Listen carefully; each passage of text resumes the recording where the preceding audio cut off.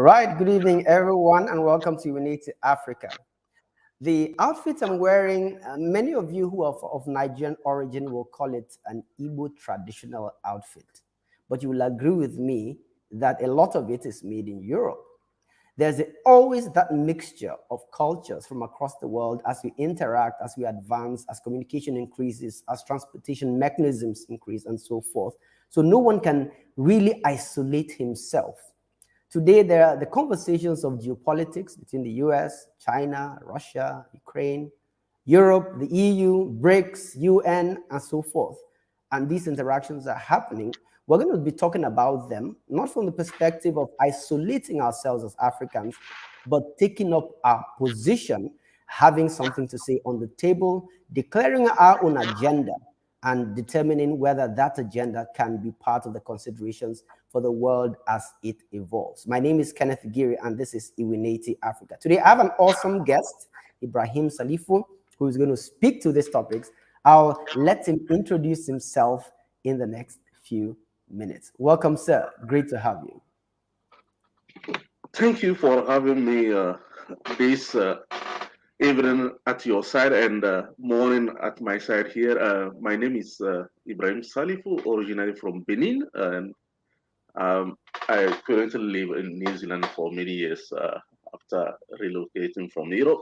I live here with my family, and what I do mostly, I'm a jurist of trading and economies, and I actually act as an individual consultant for the African Development Bank services.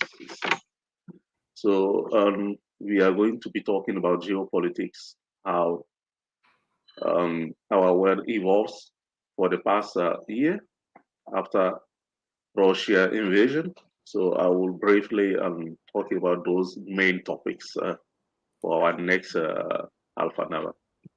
Thank you very much. And then my congratulations going to Kenneth for organizing this type of events. And it's quite very hard to have me because I'm behind 12 hours. And most of our meetings and everything have been invited many times by him since last year, I remember? Exactly a year now. Yeah. And this is the time now to go brief and analyze what is going on our stage here. Wow. It is absolutely awesome to have you on our program. And one of the things that has intrigued me about you is the vocal nature of your personality, particularly LinkedIn, the truthfulness. You're not trying to be politically correct about your opinions. And that's one of the reasons why we want to share those opinions today. So let me start by asking you, how would you describe the nature of the contention, the history of it, the contention between the Western hemisphere of the world and the Eastern hemisphere? Where did it all start? How has it evolved over the last maybe 30, 40, 50 years, in your opinion?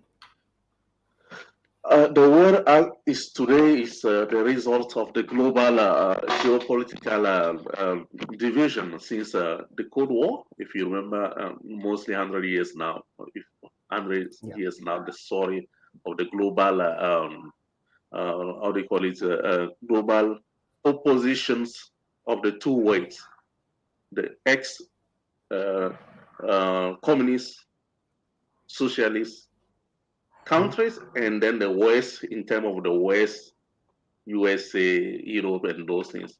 So the main point of our world today, tension starts from there. So the reason why we need to talk deeply about that. And even the communist countries have been virtually not existing anymore. We still go throughout that, that demonstration of forces everywhere, from developing even countries. You see the issue of Chinese spies in the US, even here in Australia and in New Zealand is quite a very huge topics. So our world as we are seeing today is from the Cold War. Okay. Wow. So the Cold War, that tension between the US and majorly Russia, uh, if I remember correctly, at that time, even China was not a strong voice as it is today, right? But now Yes. Russia seems to have a very strong partner in the East, making, giving a new dynamic to that tension, struggle for world domination. How would you describe China's role in empowering the East, like? China has been the savior for Russia, to be fair, because the growing popularism or the growing economic power of China gave an impetus to Russia to express the alliance, the new alliance of not say former, because China is still a communist capitalist or at the back end, but they see themselves as an heritage of the of the communism powers. So those two countries are trying to reaffirm on the global stage their power, to contrast the West, and this is a reality. It's Hmm. quite, yeah. Wow. Thank you so much. Okay, Yeah. I've mentioned some nations already, but I want you to elaborate more on who are the main players in the geopolitics of the world. What are their interests? Why are they? Why do we have to have someone in quote dominating the world? What is their struggle with the U.S. and the EU and all that? What is at stake? To be fairly, when we talk about economics or politics, those two factors are intervening. So it means we're talking about politics, is talking about economics.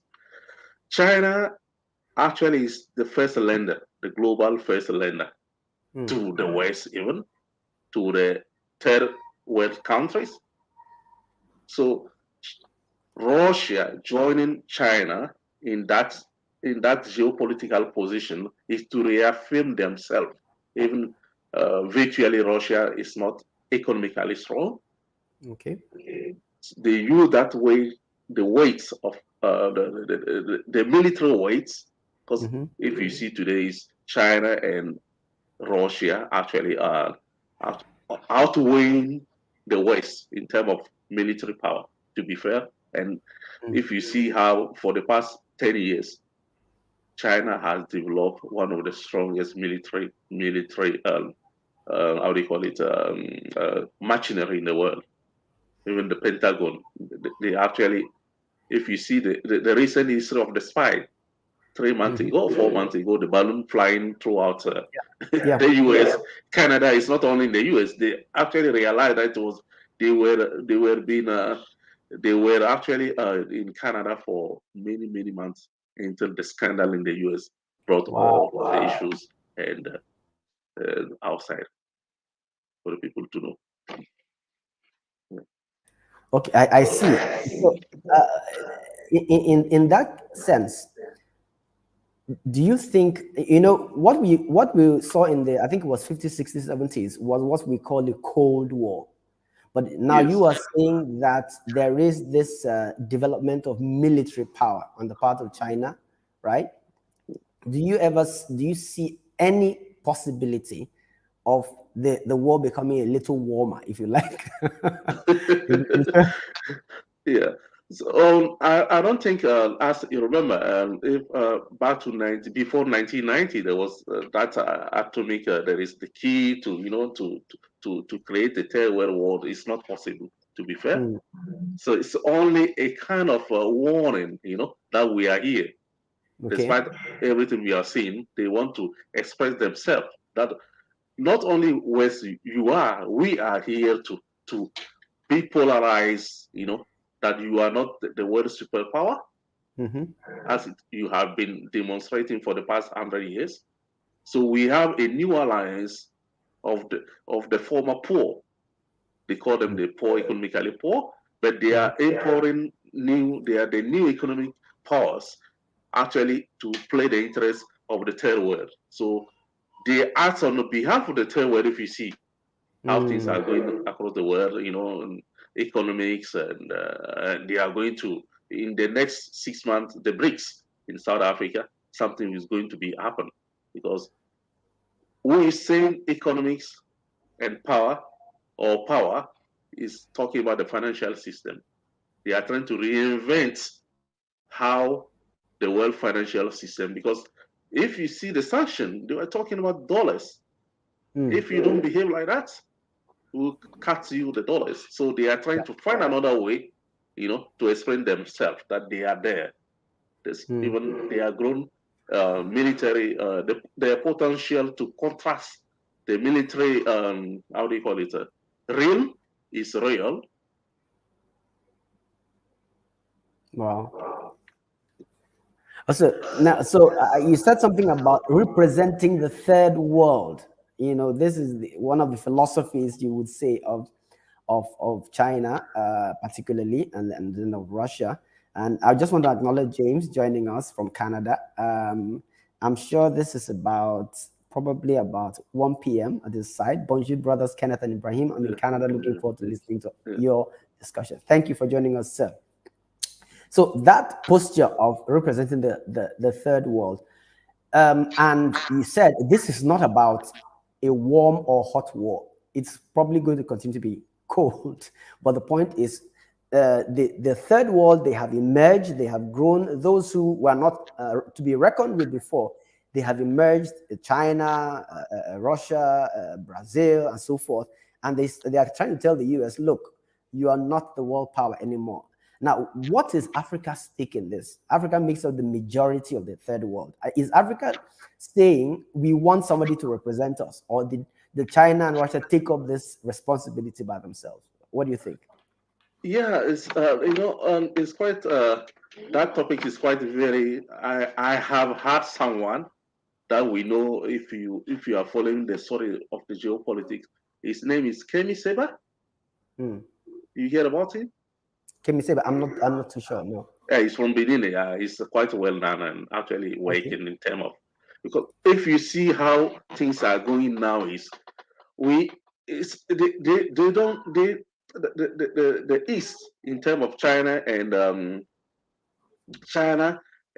Russia, they are advocating, but at the same time, they want African or the third world country, the X or now middle income country, to be part of the movement, because the West, they are very paternalist, so they want to act on behalf of the third or African countries. But the West, on the East countries, they want the African countries to be part of it. That is it's quite different. They don't want to dictate. Okay. They don't want I to see dictate. that point. So the point you're making is that it is actually the West that is attempting to act on behalf of poor countries who have not asked them to act on their behalf. Do so. Yeah. Meanwhile, the China and Russia are saying, look, we are calling you into the table to have conversations to determine what we will say on your behalf. That's what you're saying, right? Yes. Do you? And we are seeing it economically, even militarily. If you don't do that, and it's coming from the West part. It's coming. It's the geopolitics for them is a kind of a retortion tools. If you don't do that, I'm not anti-gay or I'm not anti. They will tell you, we will cut, we'll get your balls or something like that. Yeah. Okay, so it's a controlling mechanism. It's a system of control from the West, but in your opinion, China is more representative of poor countries. Now, many people will argue with that, right? Many people, because of what we are fed from the Western media, if I may say, we would argue that the enemy is rather those who are not democratic, so to speak. How would you make the argument that you are propounding now? Yeah, I agree with you. Not that point is quite very controversial. The standard of democracy. I understand the role of the majority, and China's still the level of democracy in China is still controversial. and then it's quite very hard to set a standard in terms of even between developed countries. You know, um, the concept of democracy that we have since 1890, it's not the same thing. If you look at in France, actually, you know, the majority decided, but recently France has been seen like a democratic um, model. Let's forget about US first. Okay. Okay. There has been seen like, you know, revolution industrial. It means they were the one that started, you know, democratical ideas, you know, and then the remaining of the West inspired from them. But if you see what is going now in France, if you see people have been striking, it's not about the right of being employed somewhere. It's the right. It's they are seeing that the democracy is not is actually the minority rules. You know, it's the minority rules. It's not the majority rules anymore. So people are actually asking themselves, the concept of democracy is not what you people in the West are thinking normatively should be. So if you think Russia and China are not democratic countries, they are not bound to give advice, it's a problem. I see. Okay, this is quite delicate now, right? So even the so-called democratic countries internally, many of their citizens do not feel represented in government. It become more of an elitist democracy, so to speak, if you would put it that way. Quite interesting. Okay, so in that case, do you suppose that China's government is representative of the people of China, for example, and Russia's government is representative of the people of Russia in their decisions? This is quite very a good question, and the standard of what determines you know, the core principle of democracy according to the Western standard. Both Russia and China are not democratic countries. Let's be, you know, all right. So let's starting put point it. is a standard, you know, and the whole standard in terms of democratic rules is not what we are seeing. That, you know, things are in the West country. There are still controversy how things, but we are looking at the high threshold in terms of standard. So China and Russia, they are not democratic countries. Okay. All right. And then Great. the Thank West you is for that. using those tools that you should not, we African countries should not be following them because they are not democratic. So what is democratic? Yeah. Okay. Okay. Let's come down to that question now. Assuming that we were to make that, we're going to expand the thought about what we are choosing for ourselves as our future as Africans.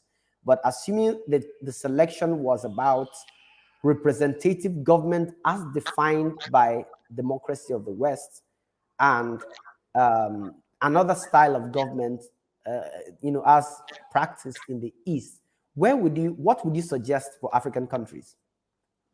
And based on our current state. This has been a very big subject of controversy since 1990s. Because if you look at the history of democracies in Africa, um, we in Benin, we started first actually. If you read the history of 1990, Benin was the first country, and Ghana, and and those things. We actually copied the model, the French model of democracy, and after 13 years or 30 years, we found ourselves that it doesn't work. We need to invent our own core because democracy should be reflect how people are interacting, our history, our culture, and it doesn't happen. It doesn't happen, and we need to reinvent our own democratic principle based on the standard, so we can copy, the West and China. And I'm seeing even in Africa, it's quite very dangerous. Some countries actually are copying China now. in terms of party. If you don't, you are from Nigeria. Yes, Nigeria. You see, and it's quite very scary. That I think 3 months ago, Tinubu or something, they were a meeting. Chinese ambassador went to actually saying you need to copy China's strong power and strong party power system in Nigeria. It's quite very dangerous that foreign power is actually dictating internally what should be done or how things should be ruled in terms of democracy. And we have the same issue even in the francophone countries. You see? So in essence, they're asking you to stop copying the West and start copying them. Yeah. It's quite very. We need to reinvent because we don't want to be bullish or like you people have to do what we are doing. It's not working. It will never work. If it should be working, 100 years of history, we should, see how we manage things in Africa. So we need to reinvent our own system. Okay, but when you describe as not successful the democracies of African countries, what are we measuring? Are we measuring the economics, or are we measuring the way elections are conducted, and so forth? Yeah, because we're talking about democracy, is talking about the economy. Free. If you see even the market, sometimes you look like a country like in Nigeria is a superpower. I don't want to be very judgmental, but what I've seen, we actually we are not using our full potential that our people, to be actors of the economy. And the West, they do it, because if you see even how things are, the business model and everything, we actually don't put our people at the center. So when we are talking about economics too, in terms of democracy, so we need to think that population, our citizens, are the key players. So the reason why we're talking about the economics in terms of basis. So we need to reinvent. 30 years is enough. So 1990, we started our democracy. We see that some of the things doesn't work.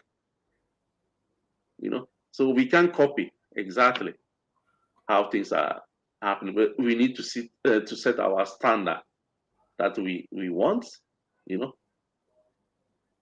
based on the guiding universal principle of democratic rules. See? Wow. Okay. So essentially, we have failed to be more critical in our adoption of whatever system that should work for us. So we need to really go back to the table, think about it, and say, this works for us based on our makeup, our culture, our background, our history, and so forth. Let me just read this from Sir James. Geopolitics is no doubt changing from a unipolar world dominated power to multipolar alliances. And we're going to talk about some of those alliances with Mr. Salifou as well. So, I agree with him.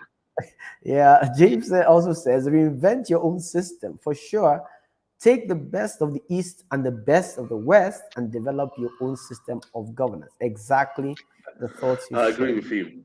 Yeah, awesome. So let's dig into the guiding principles. Yes. Yeah. Let's dig a little deeper to this. What is at stake for Africa in this struggle, between East and West? What should we be thinking about if we are going, for example, if we are going to align to the West?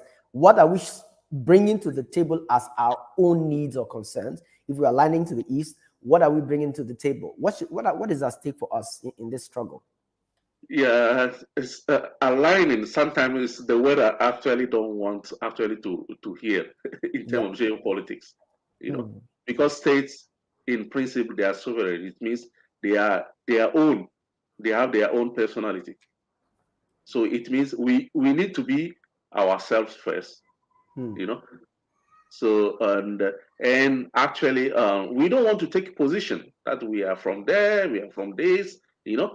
We need to be our own, because if you see the struggle, what China or China and Russia actually are viewing, what is happening in Africa. If you look at I understand both two sides, they are actually they're actually advocating for their own interests. Yes. They are, they are doing it. So we as Africans, we need to actually be ourselves. Being ourselves, it means we will be able to speak on for our voice. And then the West actually doesn't want it to happen. If you look at the United Nations, United Security Council, and still after 50 years or after nearly 60 years, we are not there. We are not. We don't have a veto. We don't. And then 54 countries.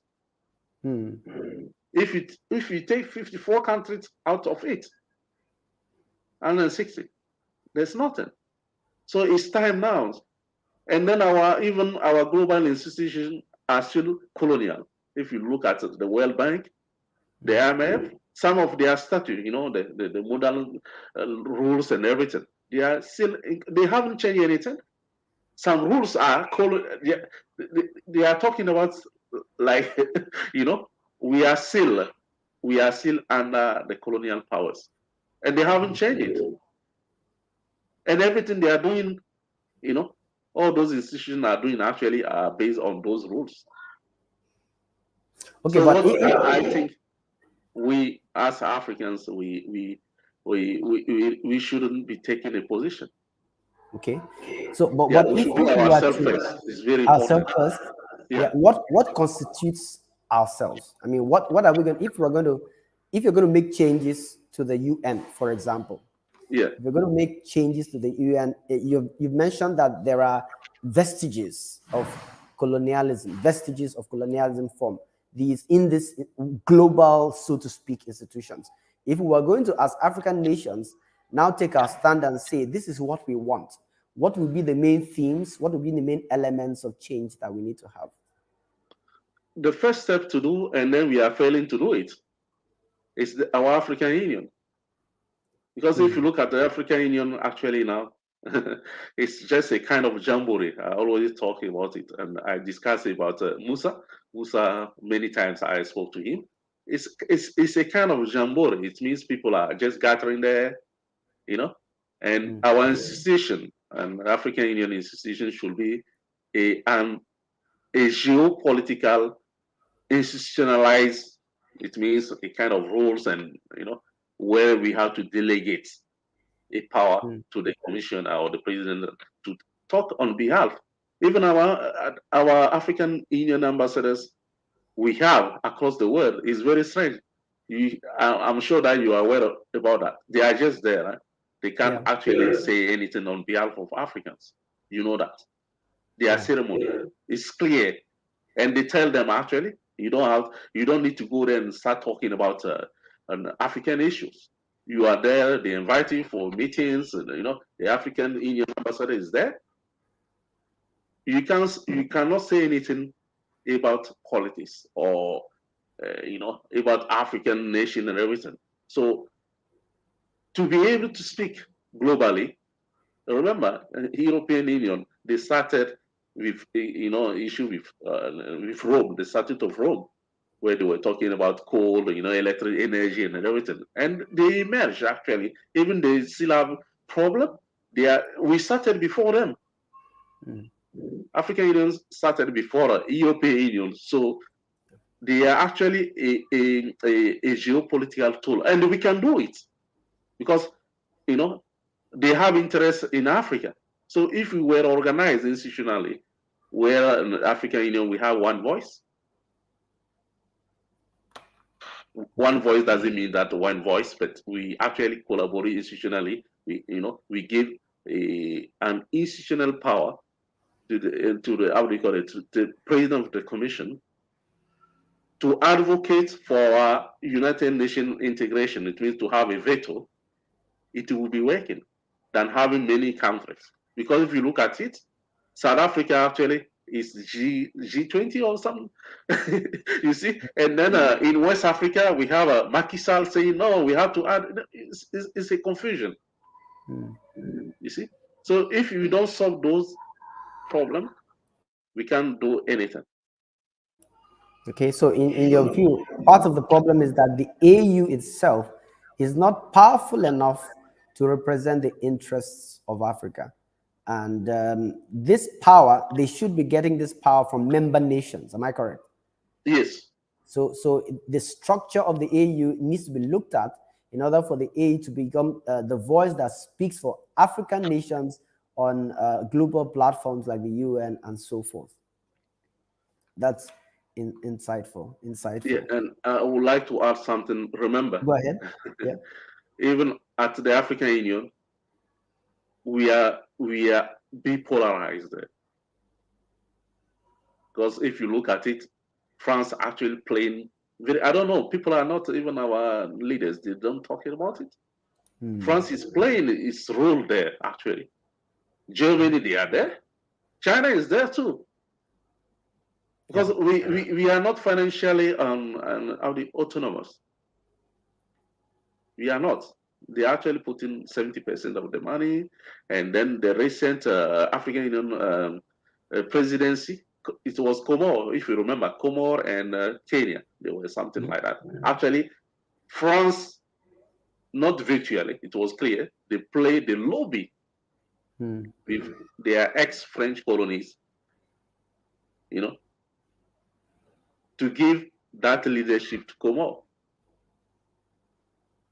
Instead of Kenya, you see. So it means we need to make, because we invite many people as observers, and those people are there, and they are using their tools, diplomatic tools to play that. They should not be there first, you know. So that's where we are failing. So if we manage actually to contain ourselves, we, you know, it's, I don't know, we that culture of inviting others to come on board is a big problem. If we don't manage to cast it out, we are not going far. So first, reorganize the African Union, set rules, and delegate our, you know, each country will delegate its power according to, maybe we have to change the rules how the commissioner is elected, you know, and give to talk about us, one voice, because they are not even there at the United Nations Council. African Union is not there as an institute, you know that. Yeah. So we actually tried to bring them first as an institution. See, Vatican, they were there. You know, it's half of, I don't know, if you divide Nigeria by, you know, or Lagos by 2,000 times, Vatican, you know, they have their own voice there. So first of all, our institution, we need to actually see it first. But why do you think the Europeans got the EU right? Why do you think they got it right compared to us? Why didn't we get it right? Why do you think that? Yeah, remember, we don't trade between ourselves. It started with coal, you know. The European Union started with coal, the coal from Italy and Belgium and those things. You know, if you see the inter-trade, we are merely 15%. If we were trading between us, or a Nigerian investor want to go to Ghana, you know, invest millions, they create condition for him. It doesn't happen. So because economy is actually the backbone of any institution. If everything was working all right in Africa in terms of, you know, economics, you know, exchange and everything, you will see that it will actually be working more. For the moment, even see South Africa, it's quite very, you know, Zimbabwe and South Africa. I've been in South Africa and Zimbabwe, and I'm seeing those people struggling. And I've seen them, we from like West Africa, we see them like the same. Visa rules and those things. So we still have problems. No free movement even between ourselves. So how can we advocate for one voice? I used to live in Europe, many years in Europe. You see that it was easy. I could use my ID card from Italy, going to Switzerland, Germany, take a plane. Even the ID from Nigeria to Benin is a problem. So the real integration, because if we start doing things by ourselves, melting and, you know, interacting together, all those institutions, I think it will work. We still have suspicion. Like, you know, France is helping, France is controlling that side. The British are there. The Chinese are there. Now the Chinese are there now. We have Chinese now influencing, you know that.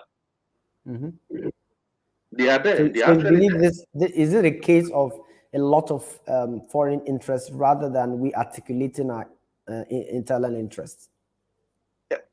Yeah, foreign interests. But the problem is we as Africans nation, we don't actually we see them that they are helping us, but they are not helping. They are trying to infiltrate, and then when they are infiltrated, they get control.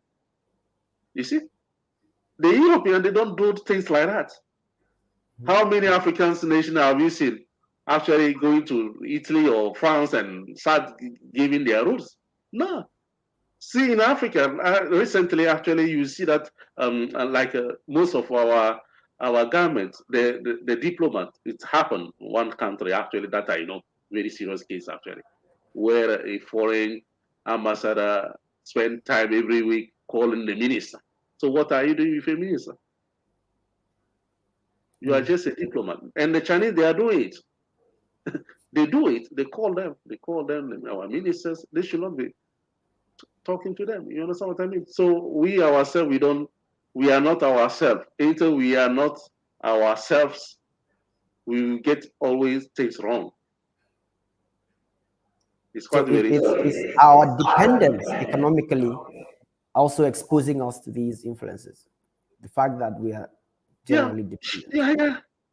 Our because our dependence, because we want to be dependent. See, Ghana is struggling now to get 3 billions. It's quite very strange. 3 billions. And then the IMF is saying, no, we will give you 600, and then they will actually put rules. Those 3 billions, if we come together, Benin, Togo, even Benin, our finance is quite very strong in terms of budget. Nigeria, we could actually bail Ghana.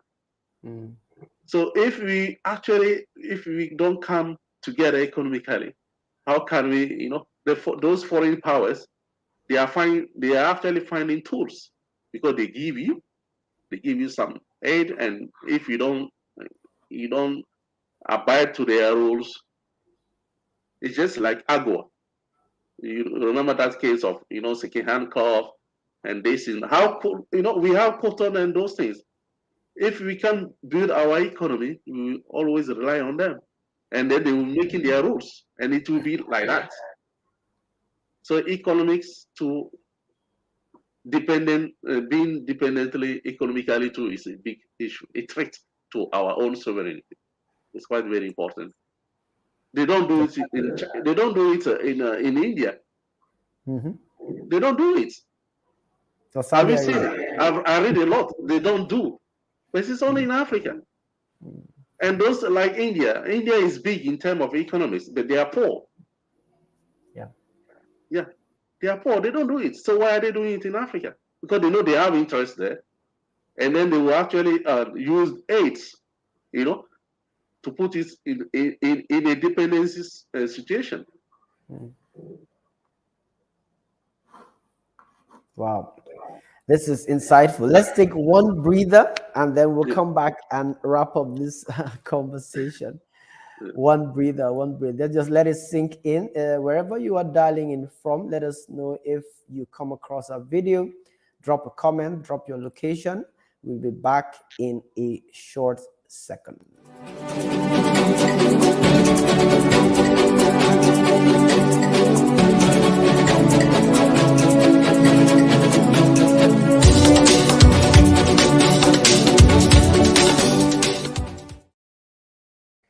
All right, welcome back. And we've been talking to Mr. Ibrahim Salifou, based in Auckland, originally from Benin Republic in Africa.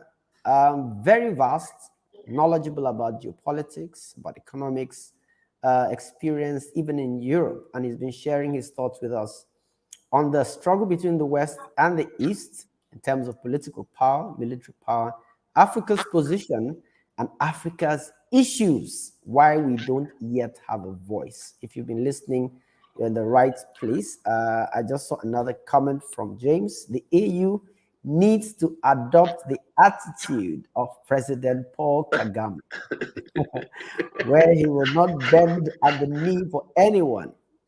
He demands respect at an equal footing. Brilliant, This is sir. right. Brilliant, sir. And I'm sure, yes, I'm sure Mr. Salifou also agrees. And before we went on that break, Mr. Salifou said something interesting about the fact that if Ghana wanted $3 billion, it would have been possible to raise that within Africa if we were integrated in reality. And I found that to be profound.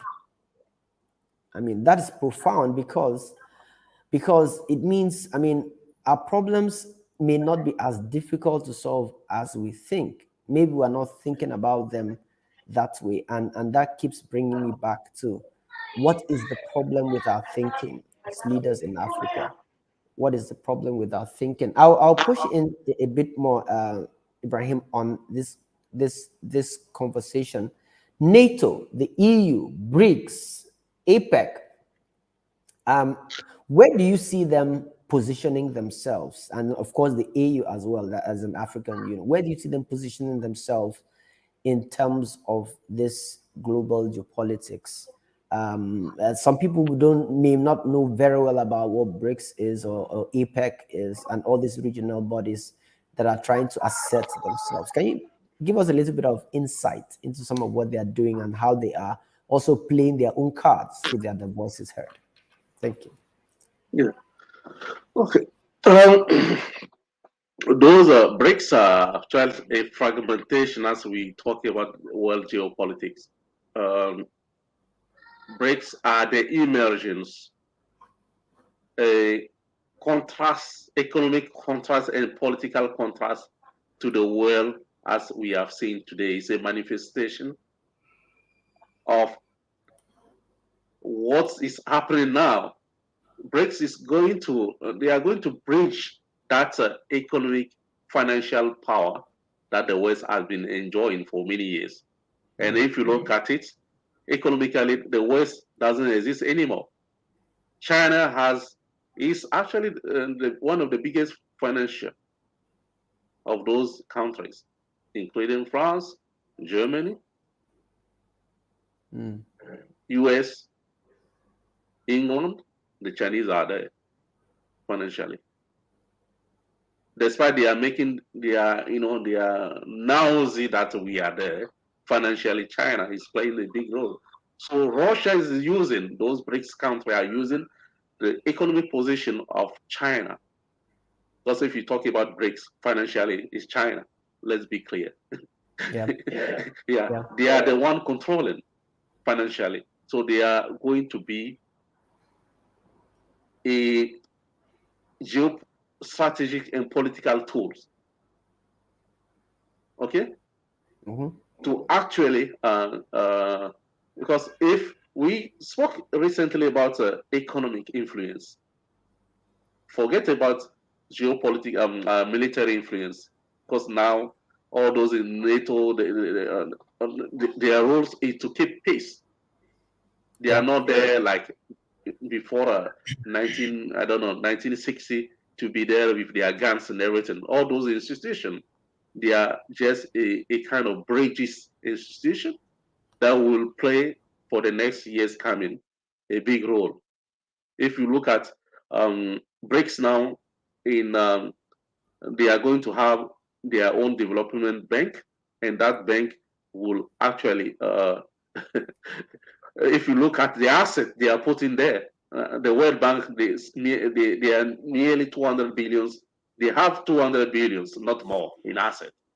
But with BRICS banks coming out, that amount will be even 3 times. And I'm saying it's coming. It's not really, I'm talking about 200. The World Bank, they are not more than $200 billion in assets. They don't have it. You know? And most lenders or what do you call it, stake takers of the World Bank, they are France, Germany, and those countries. And they are borrowing from China. You see?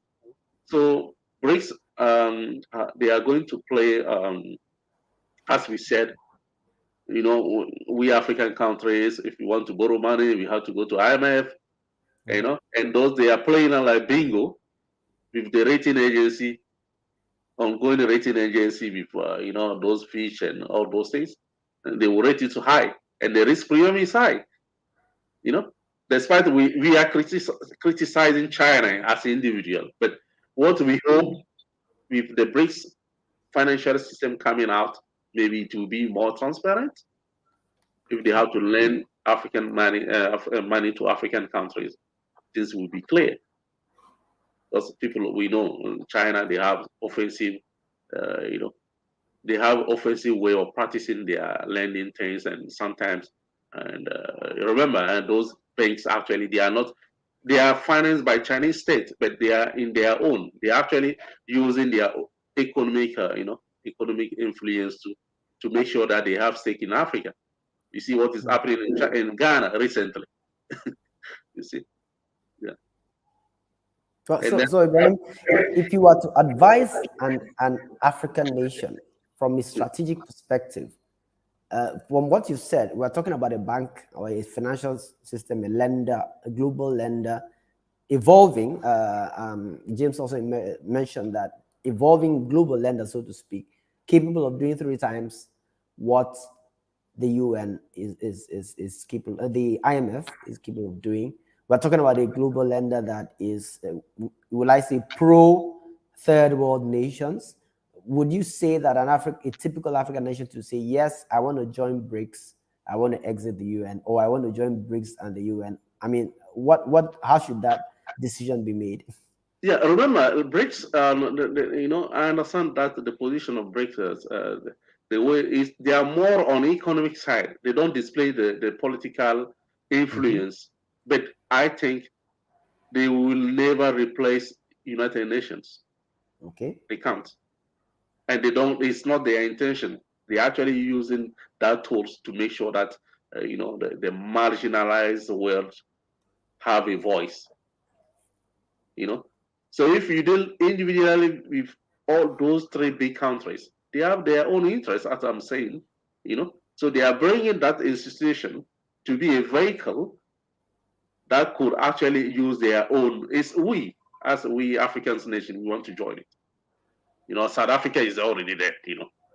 And I'm saying with the new currency, the payment system, many African countries, especially French countries, are going to be joining. And I know, especially like Central African Republic, because they are soil and they want to get out from the CFA, those systems.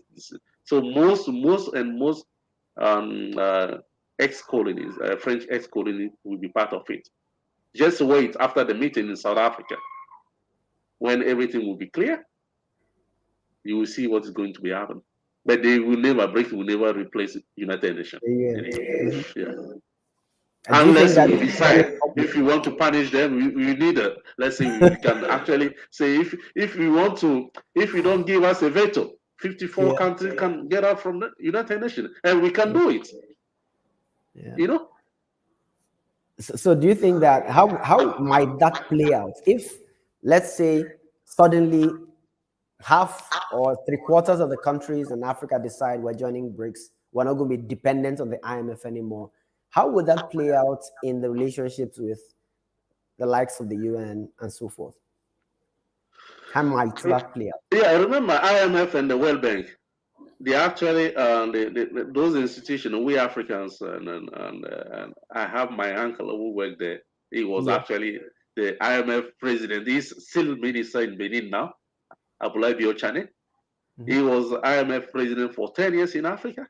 I remember there's some of those topics you don't want to go on. They actually know that those institutions, they are not there to help us. They are not there to help us. So if we find an alternative way, if there is BRICS there, I'm quite sure that most African countries will be heading there to try a new wife, as we said. They will try to get out there and see, and because they will say the condition will be more favorable to them, they will be part of it. But they will be part. We are not part of IMF and World Bank. We are not part in terms of asset and everything, and we could be part, like if we were. See, the African, even our African Development Bank is not anymore African Development Bank. You know, most of the stakeholders, Japan is actually putting big fund in it. Germany, England, and everything. You know, so it's a cycle of system. They're actually using their, you know, yeah. I think. Wow. Let me just read a few things from James here. Amazing stuff. The AE needs to, yes, I've read this. It says, Ibrahim is correct in saying that African ministers abroad are merely diplomats with little power or avenue for free expression. And you've hammered that.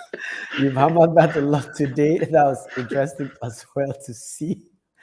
All right. It's also mentioning that BRICS is not a formal economic pact yet. They are slowly building a pact, but nothing formal has been established, okay, as an overall agreement. The new development bank has been created, but as Ibrahim mentioned, it's really China who is the financier. And we keep coming back to this role of China, you know. And everybody seems concerned, but from what you're telling us, we're probably going to have a more favorable, you know, wife, like you mentioned earlier. So let me ask, from your perspective, would it be, if Africa could say we want to establish our own system where we help ourselves economically, like you alluded to earlier, and we are not talking about BRICS or UN, but at least, even if we're talking about BRICS and UN or IMF or whatever it is, at least we have a platform where our voice is stronger. Because right now it's China's voice that is strongest because China's money is biggest. So how might that play out if we could forge our own system internally? But do you know we don't have a strong, we don't have a capital market. Like Africa doesn't have a capital market. Let's be clear. You know, we have those to solve the problems. Africa needs to build a capital market, and we don't have it. That's where Europeans are actually. You see that, and even the West, they are borrowing from China. But they are the same people giving us money. If we were stronger, organizing our financial system across Africa, 54 countries, we don't need actually any fund from anywhere. Okay?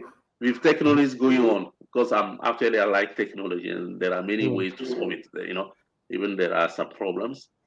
Let's say we tokenize our assets, because that's how actually the banking system works.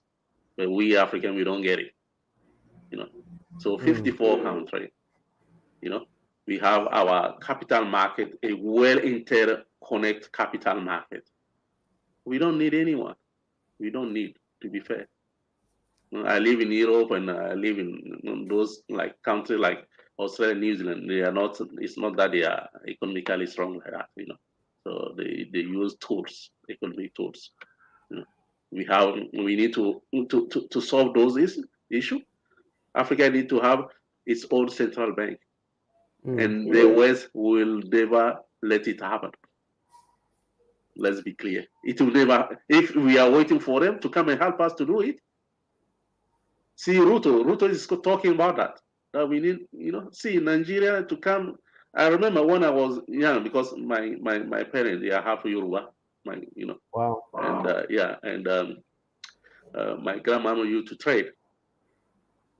Myself, I used to sell. You know, our Yoruba, you know, young boys, 8 years and everything. We used to go to Naira was very strong. Yeah. Naira, 1980. 80, 81, 83, it was very strong. I remember buying Volkswagen, those small, I don't know how we call it VV or something, those small cars. You know, Nigeria used to assemble those cars, and then we used to go there and buy it and those things. So to solve our financial financial market, we need to produce. We need to be a good producer.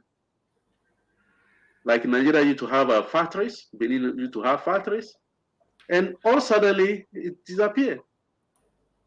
I'm not yet 55 or something. I remember we used to produce everything, even if we were imported. But see, Nigeria now, half or 70% of what we are eating in Nigeria is imported. So to solve the financial system, it means we need to have people producing food and producing goods, and then the financial system will be working across Africa. And then we need to have a central bank. This is quite very important, and we can do it.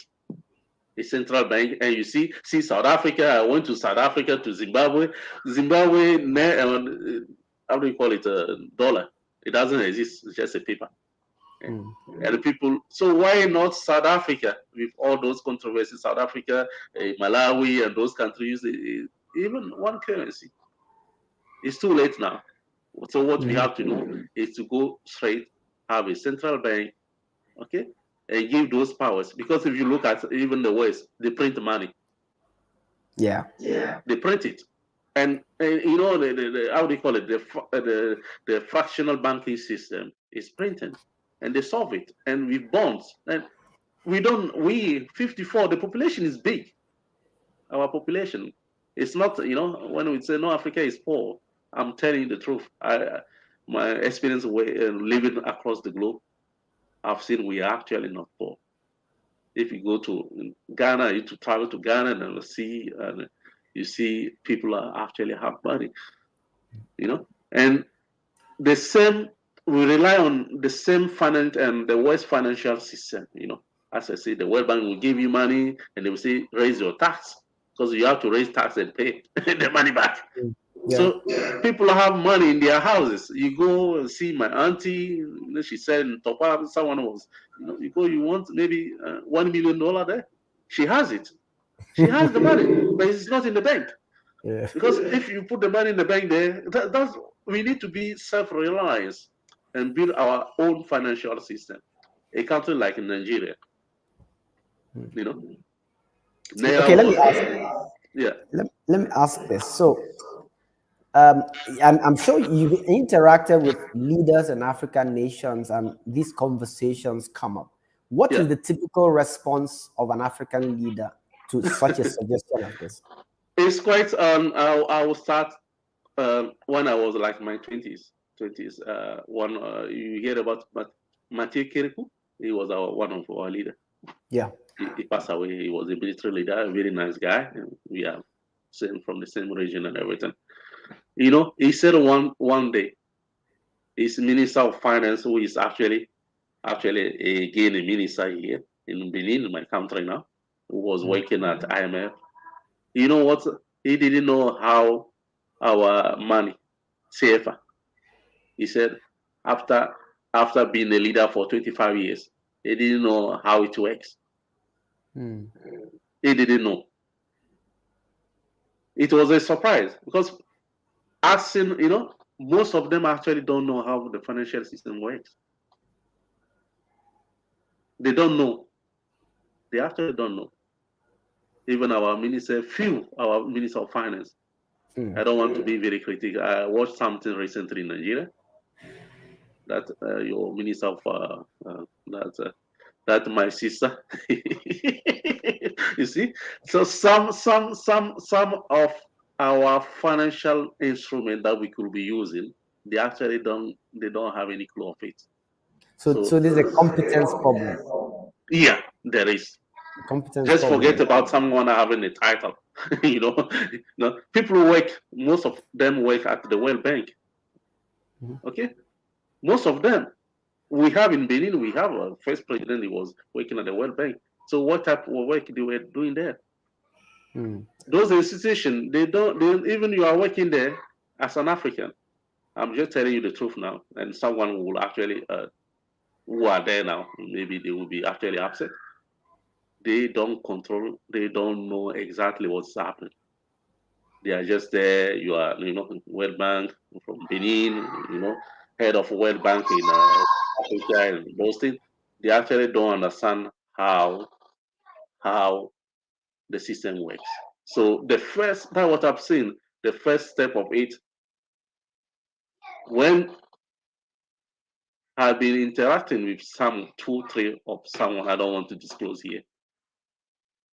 Okay, they said actually, all those writing, or sometimes I used to write in many I wrote many articles in some of the newspapers last year or something, and I got one minister told me, Ibrahim, we actually don't know, and you know how it is when the leader. That's the big problem of our concept of democracy. Our ministers don't have any voice. It's not to bring their own ideas or their own how do you call it doubts about some of the instruments that the Western institution actually imposing to us. If they bring something, the head of says, "Oh, just no problem.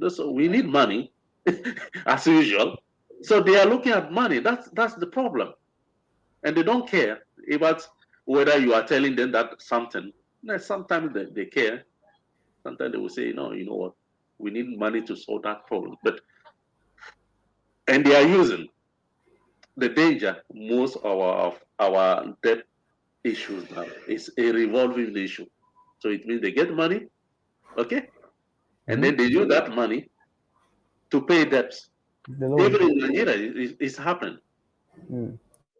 So it means they borrow money, from our lenders, from the lenders, and they use that money to pay debts. So when are you going to be able to use the money to build an economy? So where did France? France is indebted. You know that 500%. Of the GDP. I say 500%. But if it starts in Africa, they will tell us don't do it because they print money. So we need to be able to print money. Yeah. And then we have gold, we have diamond. So we even peg, if we manage to do it like that, someone is in Hong Kong, someone is in the US or in Canada, want to invest or want to get central bank bond, because with the bond, we could finance the whole, everything that we need in Africa. So why not using those tools? At least one central bank.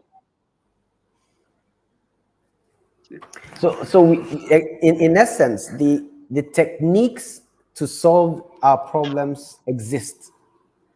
Yeah. But those who are deciding on what to do, either they are not aware, or for some other interests, they are not willing to implement such policies, or they're not willing to reach out to those who can help, like yourself. It's a difficult thing to really grapple with mentally. Yeah, but what I wanted to point out, like I'm talking about CFA zone, people who are using CFA. Can you imagine it? See, 3 years now we talk about no, because to be fair, the rates, the exchange rates was determined in France. So France will stay there and they will say, no, you need, it's 50-50. It was 100-100, I remember. 100-100. Now it's 50-50. So it means if you want to export or you want to import, you need, if you have 1 billion in your account in the central bank, you need to put another 100 billion as a guarantee in the Bank of France. Why should someone, this, and our goal is there, and they don't talk about it. Our central bank, the West African countries, and we have billion, I don't know, 100 tons of gold in. No one actually, they don't know how much is it. They don't know how much is it until a parliamentarian, a French parliamentarian last year raised it out. And they are actually using that gold to trade. I mean, central bank France, they use our gold in deposit there to trade. You borrow gold, they do it. They are doing it because something happened recently. You see? So why not see all? If you look at even, I don't know whether Nigeria have. I look at recently last week. I don't have. You have it. I don't. I doubt you have a good reserve in your bank. Not sure. No, there's no. And I look at Ghana, it was just like it's not even 30 tons. But you go to the central bank of many developed countries, even in South Asia, they have gold, and we produce gold. So using those tools actually could be a strong means for us to be independent. Are we hearing about Vietnam going to the World Bank every 3 months? It doesn't happen. Bangladesh, they are poor countries like Bangladesh and everything. But what they do, they produce, So we need to start actually, we need to start rebuilding our economy in terms of production, to build food and what we are eating at least. That money is going out. See, Ghana, the big problem with Ghana is they import too much, even toilet paper. Very strange. I've been in Ghana and I was actually very upset. They import everything because you import, it means you need foreign currency to pay all this. You see, so to start building our own financial system, let's start producing. Even toothpaste, let's do it and reduce. We can do it. When if you manage to do it, because those corporates will be paying tax. How many companies pay tax in Nigeria? Like my country, like Benin, if you take maybe 30 big companies that pays. The remaining one they don't pay. They import. When you import, it's only GST. And then it doesn't create any added value for people to get a job. So we need to start all those things. And now they are bullying us too again with trade. I went to Benin and I saw an onion from New Zealand, or I don't know, New Carolina. It was just, I don't know. I went to a supermarket and I said, onion. My people, if you go to, it's just 2 hours, heaps of onion in north of Benin. They produce heaps, actually. And those people, they can't sell it because, the onion subsidy from Europe and everything. Let's actually start producing what we are eating. If we do that, we have two advantages. At least we create local value, the money is in the system. Okay. No African, we don't control our economy. We don't. That's the big problem. So first, to be financially stable, let's control our financial system. Because in and out, okay? What we know in Africa is only out. And it's clear. It's out. So if you manage to, because it's influx and outflows and all those things, that you could actually do and implement a good policy in terms of lending and everything. See, we just borrow. You see, and we can borrow our own money. And the big problem, we don't borrow in our own currency. We borrow in dollars. So if you have a central bank like Ruto, I think Ruto is talking about that, but he doesn't want to say, no, we want, it's that guy, he's a businessman, and he's in our age, he's not 70 or something. And he knows how, he's a trader. So if we manage to have a central bank issue bonds, like Ghana issue, because people are afraid now to put money, Ghanaians, with all those corruption issues. Ghanaian issue is a corruption, let's be clear. But actually, a minister of finance involved with auditing. How can you audit yourself? You see? So those lenders, they are aware of that. Big lenders, they don't want to put money. So I can audit myself. If I'm doing my business and, how can I audit myself? And then people will rely on those things and give money because I've been defaulted. You see? But let's create a unified financial system, okay? Where we can be actors, not just borrowers. So if you manage to do it, I think, and it's easy. It's quite very easy to put, issuing bond. Even I can buy a Nigerian bond if each countries are actually issuing those things. We can solve our own problem instead of relying on the World Bank, and then they will come, as I said, and it has been plausible because those people, they give you money and then they will say you need to privatize your electricity, and they are, people are lobbying, big companies are lobbying.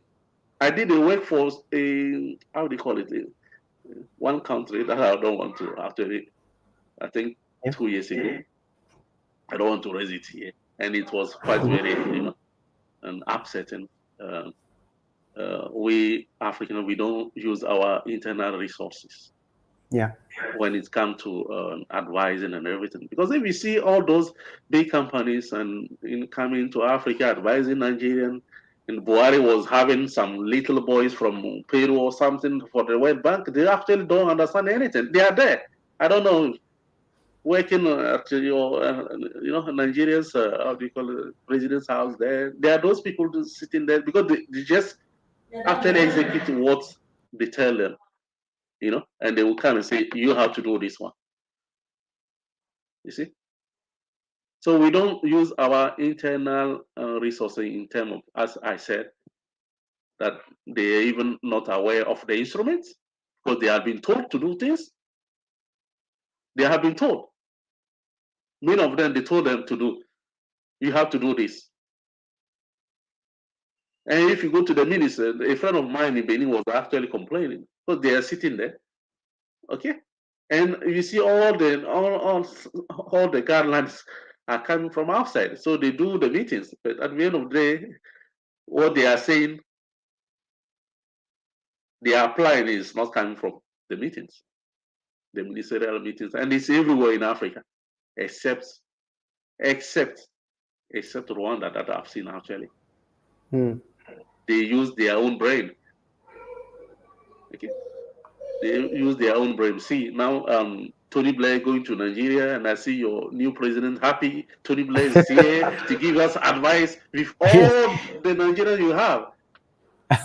The brain says, Tony Blair, he's in Tanzania since a year ago. So why? So if we, as brother James said, we need to consume what we have in terms of even human resources, natural resources, food, and everything. Because if we fail to do it, we are not going anywhere. We'll still have problems because all the execution orders are coming from outside.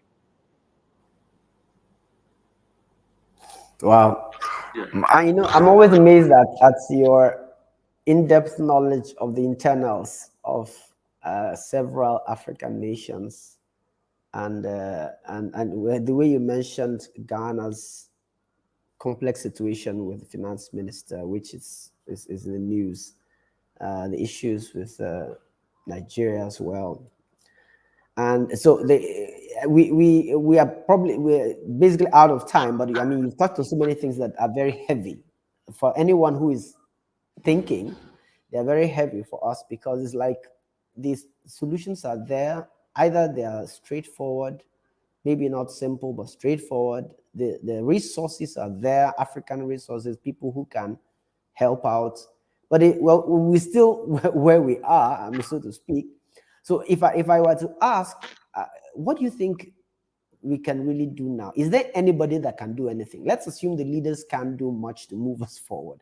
Is there anybody anywhere? Private sector, the people, what is it? Is there any step that can be taken right now to move us further to, or maybe steps that are being taken that can move us further to these ideals of controlling our money, having a voice, being able to speak at the Committee of Nations, helping our people out of their situations? What do you think? Is there anything that is feasible to do right now?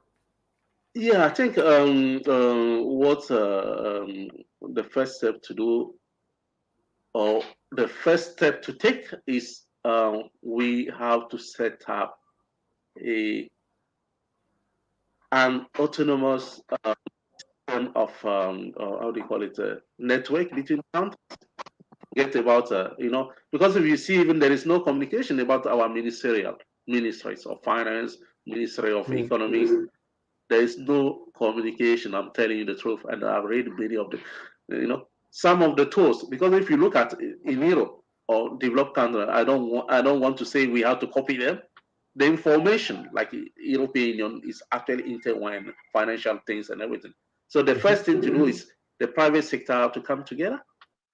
Is very important, and we will be actually organizing it in our French countries. Is quite politics, and actually, after if you see, I like startup and everything.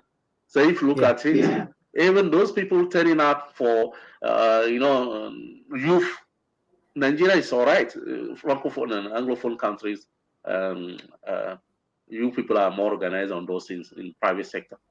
Our private sector in a French-speaking country is politics. You go to Ivory Coast, the same thing. You go to Senegal, it's the same thing.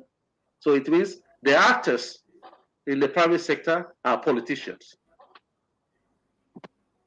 So you look at it now, the level of business even in those countries are actually controlled by France. And it's clear they are still there. People are talking this bullshit, actually. They use tools, to get, what I'm thinking, we need to come together, especially the private sector, the youth, and set up maybe an economic forum for Africa. It's not like someone will come from France and say what you have to do. We think together. So what, like Ruto is saying, another lady contacted me, I think last week, and say, Ruto is saying something like that about that, issue of. So how do we do it? Forget about politicians, So each nation, like Nigeria, we delegate maybe 50 people, according to their expertise and their experience and everything in the private sector, because the private sector is going to help us to solve all those problems. And I know people have money, as I told you, because of tax system. And then we have to rethink our tax system. If you look at it, we are a poor country, with inflation. We say no, because there is inflation, the official cash rate, they will look at what is happening. I saw in South Africa, I was laughing. This like the copy, the US rate, dollars, they bump it up.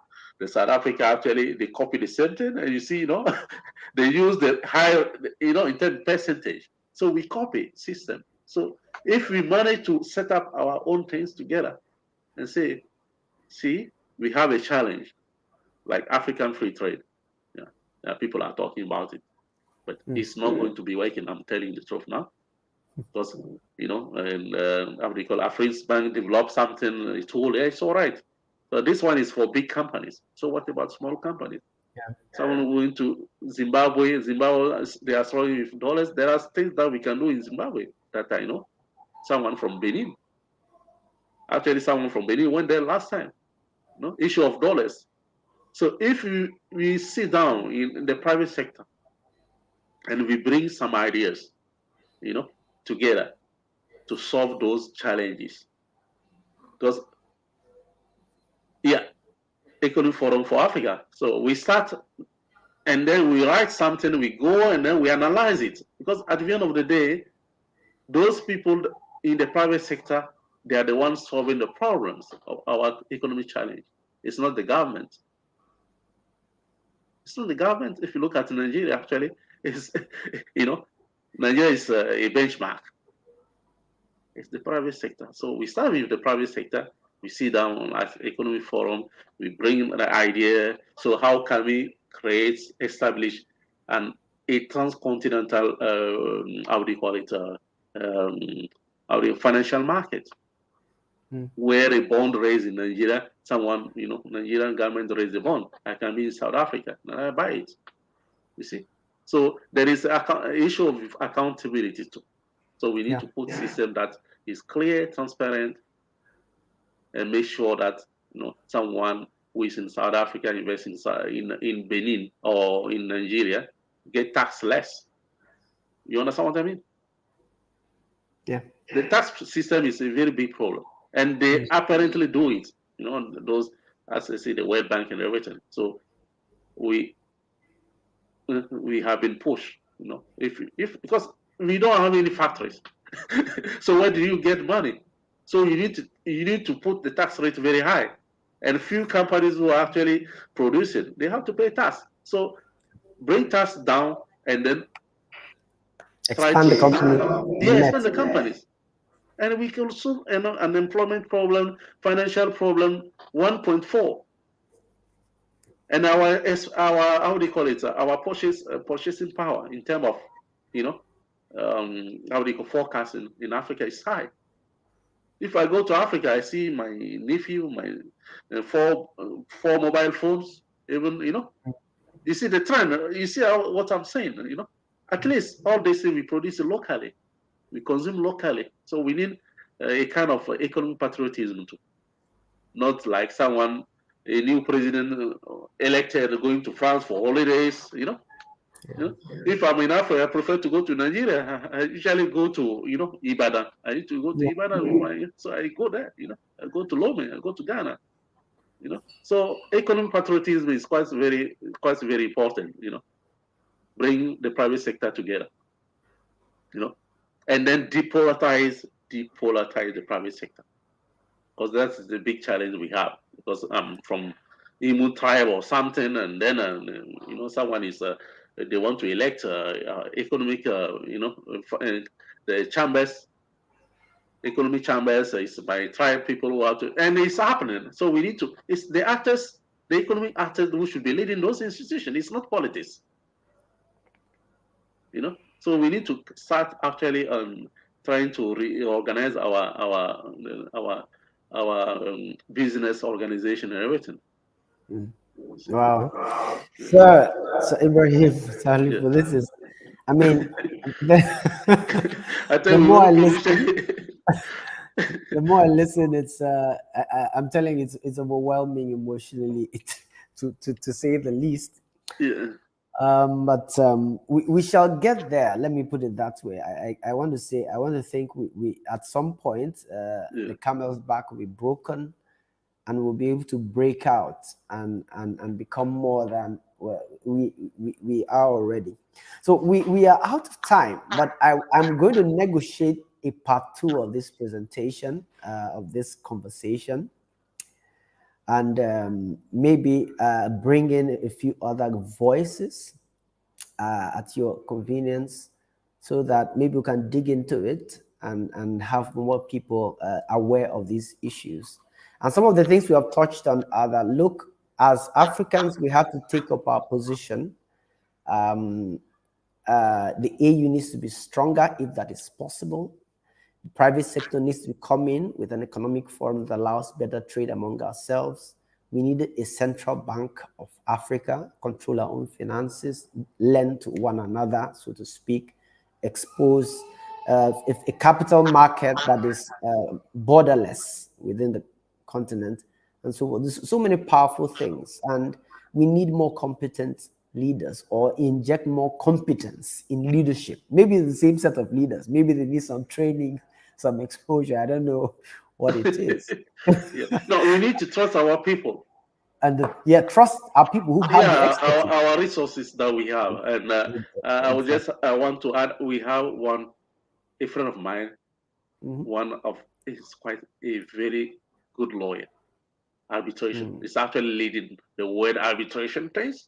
I remember last week actually, and he was in Abidjan, and he is teaching at the US in France, and is among International Court of Commercial Arbitration. This is the leader. I don't want to cite his name, where you will find him. He's from Benin. He was telling me, you know what? We actually need to start using our own people in terms of giving advice, because it's just like someone coming out from somewhere. It's not that we collaboration, but we need to, because sometimes you prescribe something, but and I will tell you something. There was a research on coastal erosion. Okay, coastal erosion in Africa from Senegal to Nigeria or Port Harcourt. And I remember, how did it happen? They actually gave a contract to someone who didn't know anything about those things to analyze how it progressed. And that firm, they didn't even come to Africa.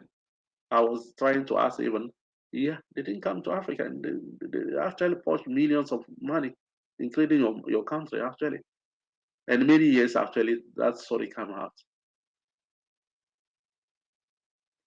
So how can we solve coastal erosion problems? Given a contract to someone who doesn't know even like Port Harcourt. I know Port Harcourt. I travel to, I know all those things. Just an example I'm saying. That report coming out, apparently they use Google Map, those from Google Map things and everything. I'm sorry, and then this prescribes the solution to Benin, Togo, Ghana, Senegal, and those things. So how can those results be implemented? That the result even they are fake. So we need to trust our own people. The European, they don't do it. James knows. James is there. When did you see a consultant firm from Nigeria getting a contract in Canada? It doesn't happen. It will never happen. Or in China, it will never happen.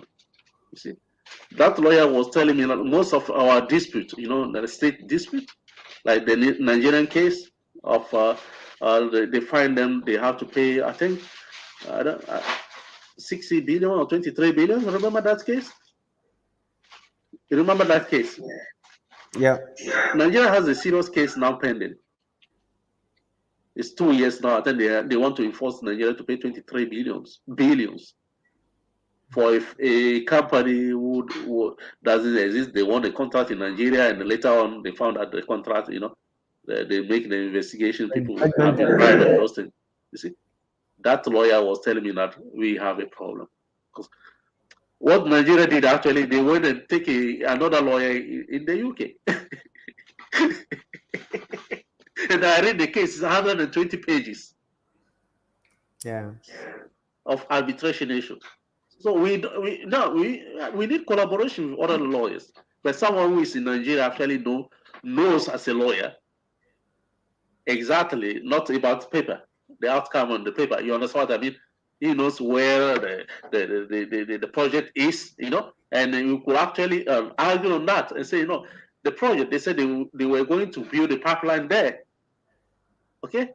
But actually that pipeline could not pass there. Do you understand what I mean? All those small things I'm saying. So we need actually to use our local manpower. Wow. Yeah. Profound. Wow. I had a short conversation with colleagues the other day. I said, our matter, no, they finish in pidgin English. Our issues are so much. They are on and on and on. And it's overwhelming. It's overwhelming. And I think what is more overwhelming is the apparent simplicity of possible actions. And I hope that maybe from the angle of the private sector, something can start happening next few years. I'm going to give you time to just wrap it up, but let me just read a few thoughts from James before we wrap up this. This is part one, right? This is part one, really.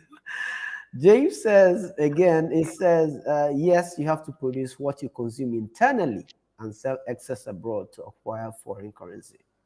So basic, but it doesn't seem to sink into leadership. Yeah. It starts with agriculture. Be self-reliant with food production. Use the excess agricultural goods to build up capital to construct manufacturing capacity and value-added goods. I live in New Zealand. I see how it happens. It's a poor country, the rice, only agriculture. They don't have anything here. Milk, they trade, someone contacted me last time. I think one of my professors were talking about it. Trading in terms of like Afex is doing. It's the reason why I like the guy. I like him very much after I told him. Affects food, he's trading. The guy from, I forget, Olu, I call him Alaji anyway. Okay. Yeah. So as we are saying food, we need to put some even to help farmers, private sector, where to get credit is a problem. Even 50 naira, I don't know, 10,000 naira for someone want to produce, and put an instrument factory. And actually, I'm talking about it. The private sector can do a very big factory. It means you can borrow money, or someone can, borrow money to a farmer. That has been, we don't have any good rating system, credit rating system, everything. And people like, if you go to Benue State, I read many things about Benue State, and I'm saying, you know what? It's one of the sector, the area that Nigeria, even the army and everything, they should actually put army, because Benue State, when Benue State failed to produce enough food, Nigerian food prices going up. You see?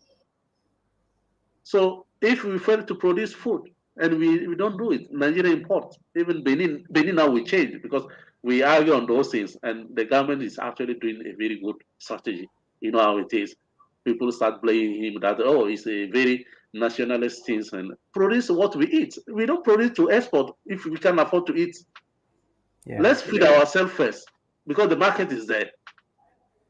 You see? So we need to produce our own food, not only produce it, transform the food too, because most of our food goes to food waste. You see? So agriculture is the first one. So we can't jump. So we need to produce, transform it, trade it. Because what is happening now, we just produce food. That's all. We don't transform them. And then it will be sent to Bangladesh or India. You see? Also, you need to add value. And you just mentioned it, adding value to other natural resources like gold, coke, platinum, cobalt, lithium, etc. to create. Yeah, this one, I want to come back to this because I'm very interested on it. I've noticed there was a recent case, I think last week, where, DRC, they have an issue with artisanal mining, and people are dying. If you see, no one care about it in the Western world.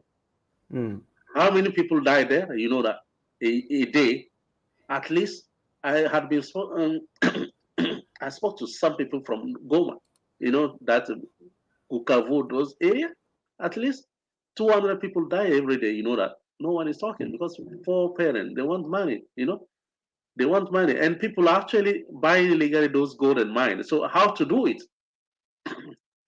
The central government, like DRC, they actually don't control after 50 years or 60 years. They don't have any strategy to help artisanal mining. We need them to. In every country, there is artisanal mining. It's not, when we talk about it, it just need to be regulated, help. They need tools, health and safety, get trained, the environmental damage and everything, and then assist them. So how do we do it? We still rely on someone coming from China or India to come and help. So if we were having a financial future trade tools where someone can buy gold, even the gold is not yet there, okay?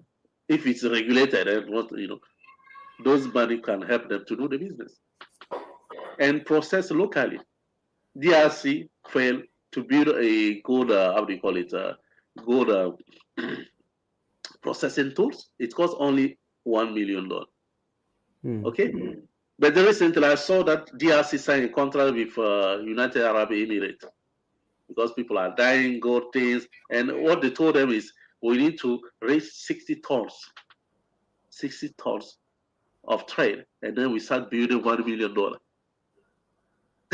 processing plant. 60 tons, and 1 ton of gold is 58 million. I say, yeah, 58 million pounds. So sometimes that what I'm saying is like we don't think ourselves.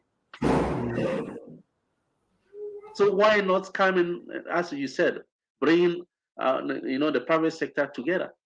because they ignore them because it's gold, it's lithium. They think the solutions should be coming from outside.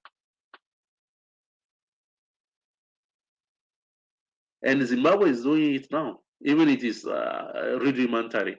After they encourage them to do it, they actually process it, and young people are coming together, because it's not difficult to do that. Lithium processing them and this, it's manual jobs. Just have to go and buy some tools and then put this. So we need to transform our natural resources. See, Botswana, you look at it, they are leading the global and not according. Yeah, they have gold underground, but if you look the financial how do you call it output, they were like 3 billion, no, less than $3 billion, and the little India in terms of natural resource they were like 40 billion. And the little Israel, they were like 18 billion. And everything is coming from South Africa and Botswana. But Botswana, they did well, but as James said, because James used to work in those business, we need to start. And we don't need big technology. We can hire them, bring Chinese, hire them to come and work for us. And then taxes, we get money from taxing those things too. Yeah. As long as it's produced locally, it benefits the economy in its entirety. Yeah. Wow, we could go on and on, Ibrahim, but we have to wrap up the conversation. That was the, I think this is a proposed name for our economic forum for Africa in the works. This is quite a very good, interesting one. Yeah, and James also said yes, the grassroots is the people. Then the private sector should set the mandate for building Africa. Tell the government what needs to be done and how, not the other way round. And this was James's question, answer to your question. Would a Canadian government employ an African consulting firm to deliver on a major national job? Never. And the answer was never. No, it's true. It's true. Never ever. I used to live in Europe, and I dealt with one guy who was like far right leader. I was actually interested in him, just to understand how things work. It's not it's a racist leader, but he was actually not racist like that, because people were seeing. And he is one of his MP is a Nigerian far right. Yeah. You hear about him? He's an Igbo guy actually. Yeah, well, there are so many of them out there in Canada, in the US. Yeah. It's not about the person; it's about empowering. We don't empower our people. We just see our people like I see very young people with big skills. We actually neglect them. Last time I saw someone, a guy, a firm from Morocco, say, no, I need someone in an IT background with 20 years of experience, fintech and everything. 20 years of experience. Then 20 years ago, you see, those young people actually have innovative. So we need to encourage innovation. Yeah. We need to encourage innovation. Okay. Wow, Mr. Salifou, thank you so much. This is so powerful. You're welcome. There has to be a part 2, and we'll negotiate that part 2. We'll negotiate that. I think the economic forum should be one of. We'll try to see if we can invite some ministers, not only us. So I wanted to talk about those things. We try to, someone from the central bank in Nigeria. We can do it. It's not on Sunday in the weekend, no problem. Someone can, it's from there, as we did today, write a report about that, publish in the newspaper or something like that. And then the way to do it, So evolve. Yeah. Otherwise, we'll be talking, and then see, and then our generation is quite different. To be fair, our generation, I've seen even everything, our anger and everything. They are listening to that. some of those leaders. And the reason why I like Paul Kagame, despite of all those, he was in Benin, in my country recently. Actually, it's been like 3-4 days. Yeah. He's actually, the power distance. That's the big problem we have with the old way of doing things. When he's a leader, is there, he's a leader. So those people are down there and they don't care about it. So we need to, maybe in terms of leadership, we need to reevaluate the power distance. More inclusive. Yeah, more inclusive. And Rwanda is doing well because of that. Do you know we have, and he said the guy is actually a Pan-Africanist. People don't say that. You have Nigerians working there, you know that, close to him. You have someone from Benin. There was a controversy in Benin. We have Rwanda working with our government, actually giving ideas. That's what I'm saying. That even changing things, there are strategic issue of sovereignty, but like economics, we need experts. Some areas. So you can work in the bank for 30 years without having an expertise. The expertise there may be filling forms and everything, and you know that. But the critical things, do you know that? No. You see? So we need to work on those resource things and then bring it to our leaders that we need to be more inclusive. It's not, let's talk, politics is different, but we need to improve people's life, we need to improve people, because we have everything. We don't have to borrow.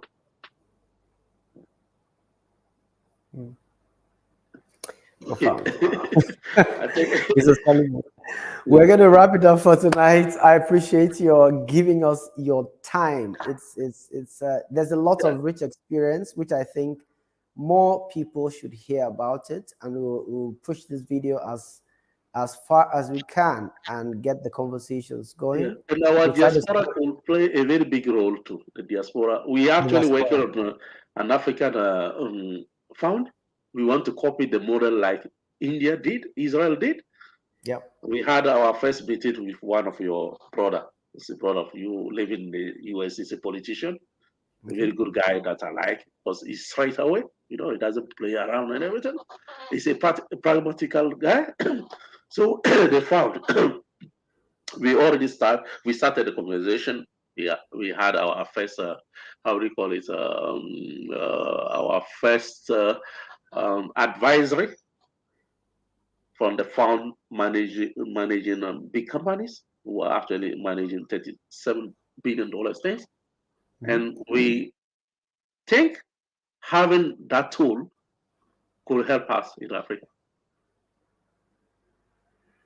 We don't have it. We have been talking. So this would be like a formal way to remit money for the purpose of business, not just for the purpose of even it's $10. Feeding families, yes. And the interesting thing, the guy is going to be advocated to have it in the US. Maybe people who are investing in those funds from $1,000, people were saying 5,000, saying nah.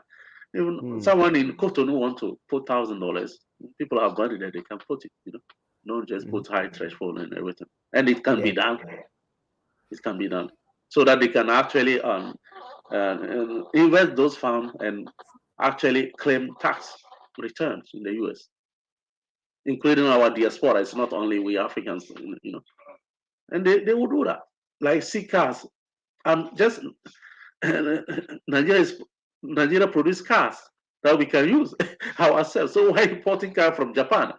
So I can buy that car there when I'm even $20 a month or $50 a month.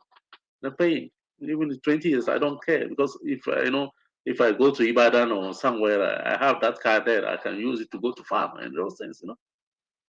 So if we have those things, financial things, we can solve our own problems. We can. We don't need anyone. So, I'm personally looking forward to that. Yeah. Leverage our numbers, low thresholds. Yeah, actually, honest people managing it, and that's honest people. That is all the way we are putting it. No one is touching this. We have already institution dealing with big fund. They are the one doing. That's all. Yeah.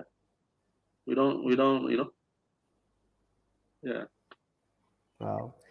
All right, Mr. Salifou, I will have to stop the conversation now, and we'll come back to everyone. And I think this is a final note from James. It says, amazing conversation, gentlemen. Have a wonderful remainder of your weekend. And remember, ECFFORA needs to be created as soon as possible. Yeah, we need to do. Yeah, it's true. I'm looking forward to And it. we need his expertise. We are not, we need a global mind that could actually help us to set things. Yeah, we need global mind. Quite very important. wow. Many people are advocating for Africa.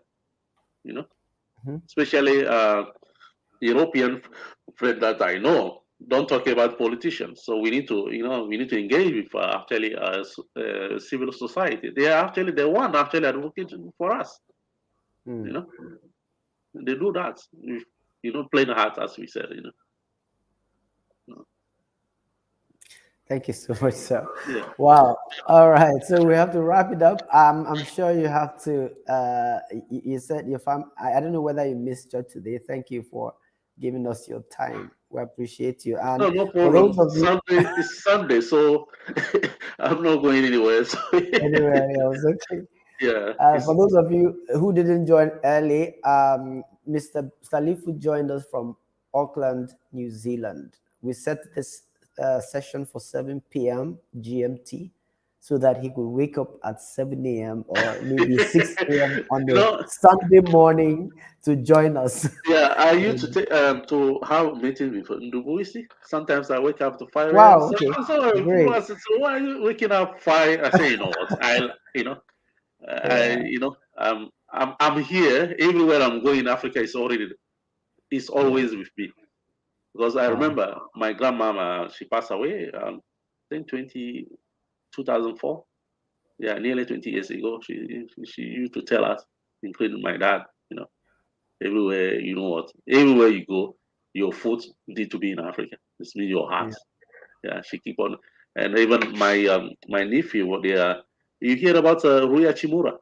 This is one of the first Japanese one playing a basket in the US. Mura, okay. Yeah, it's my brother's son. So wow.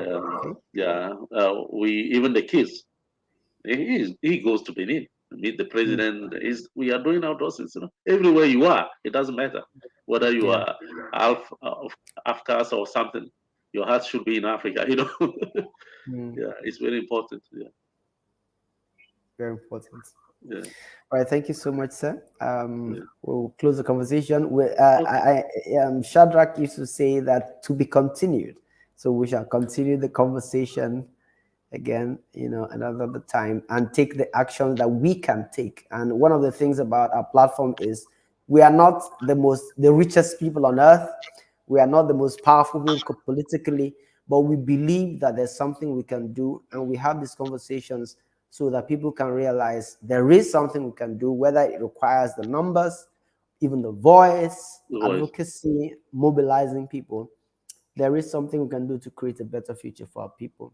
Okay. And we look forward to making our contributions. And thank you very much, really, for organizing it. And as I've seen that you are a man of conviction,